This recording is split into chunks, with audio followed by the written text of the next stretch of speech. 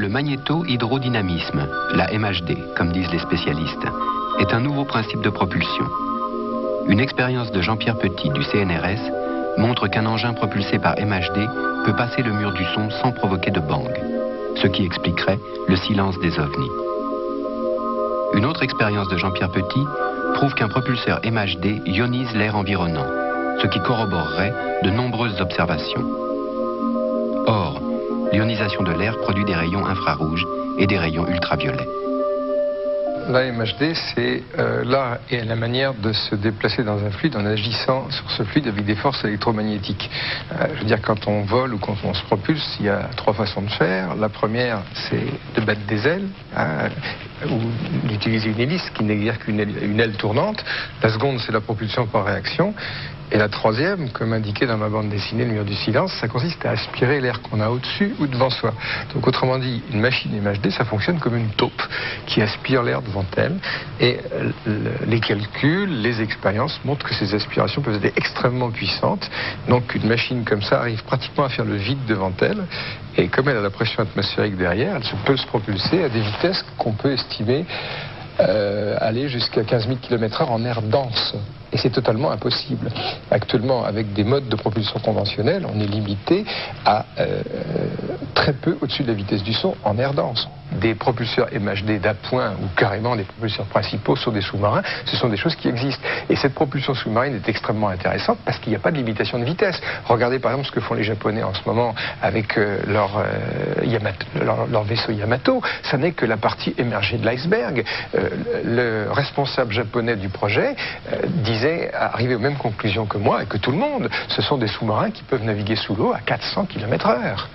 Si je comprends bien, ce système MHD, ça fonctionne dans l'air. Bien sûr. Mais dans le vide. Ben, ça n'a rien à voir. Je veux dire que si on doit... Parce que là, évidemment, on achoppe sur deux choses.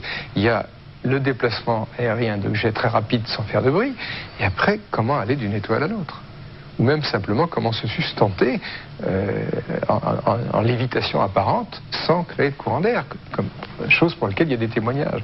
Bon, moi je dis, si le phénomène ovni correspond à une réalité physique, il y a deux systèmes en fonctionnement qui n'ont rien à voir l'un avec l'autre. Vous voulez dire un système pour le voyage intersidéral, disons, oui, et un système pour le voyage en atmosphère. Intra-atmosphérique. Mais les deux pouvant éventuellement se combiner. C'est-à-dire, par exemple, lorsque vous avez une trajectoire comme ça et que vous avez un virage à angle droit, il est évident que ce n'est pas la MHD qui assure le virage à angle droit. C'est autre chose. Est-ce qu'on a une idée? Est-ce que vous avez une idée de cette autre chose? Oui, ça je l'ai développé dans mon dernier livre. Et si vous voulez, il y a une chose, c'est que dans ce problème du voyage interstellaire, on se heurte classiquement sur le thème de la limitation à la vitesse de la lumière. Tous les scientifiques diront la prochaine étoile est à 4 années-lumière, au 10e ça fait 40 ans aller, 40 ans en retour, vous n'imaginez pas des voyages qui dureraient des siècles, ça n'est pas possible. En attendant une vie de 200 000 ans, Jean-Pierre Petit a une autre idée basée sur les travaux du savant soviétique Andreï Sakharov. Sakharov dit beaucoup de choses dans ses articles. Le point de départ de ses travaux, c'est l'absence avérée d'antimatière. Vous savez que dans la théorie du Big Bang, il doit s'être créé autant de matière que d'antimatière. Or, cette antimatière cosmologique, on ne l'observe pas, parce que si elle existait, elle donnerait lieu à des annihilations qui ne passeraient pas inaperçues dans le cosmos. Donc cette question est tellement gênante qu'on en est arrivé même à ne plus la soulever. Et la seule réponse existante, c'est celle donnée par Sakharov en disant « elle a fichu comme dans un univers jumeau ». Et l'univers de Sakharov, l'univers jumeau du nôtre, c'est l'univers d'antimatière. On a à ce moment-là deux univers qui sont... Le mot univers parallèle, à ce moment-là, est parfaitement bien choisi. On a un trajet à effectuer d'un point A à un point B, et au lieu de l'effectuer ici, eh bien, on va l'effectuer dans le second univers. Et dans ce second univers, il n'y a absolument aucune raison pour que la vitesse de la lumière soit égale à la vitesse de la lumière du premier univers. Ce qui fait qu'on gagne sur cette vitesse d'univers. Si elle est 50 fois plus élevée, en étant au 10e de la vitesse de la lumière, on donne l'impression d'avoir été beaucoup plus rapidement. Donc c'est un peu le métro express. Je crois qu'il faut trouver des mots pour...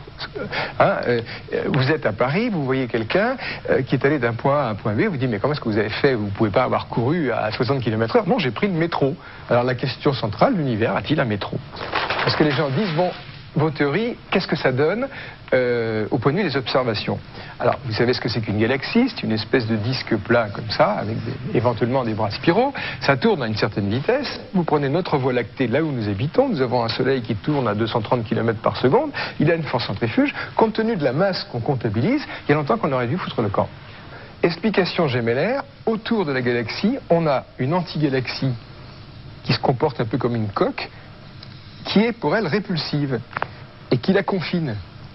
On voit se dessiner une galaxie barrée, parfaitement stable, et autour, l'antigalaxie se structure comme ça, avec des espèces de cacahuètes, et elle pilote cette galaxie. Là, je m'avance, je pense qu'on a percé le secret des galaxies spirales. Donc, si vous me demandez mon avis à moi, est-ce que je crois que l'univers est gémellaire? Je dirais qu'il y a de fortes probabilités pour que ça le soit, parce qu'il marche nettement mieux que l'univers classique. Donc à ce moment-là, si c'est ainsi, c'est que, en tant qu'expert, le problème du voyage interstellaire doit être considéré. Avec un seul univers, on ne s'en sortait pas. Avec deux, le problème reste ouvert.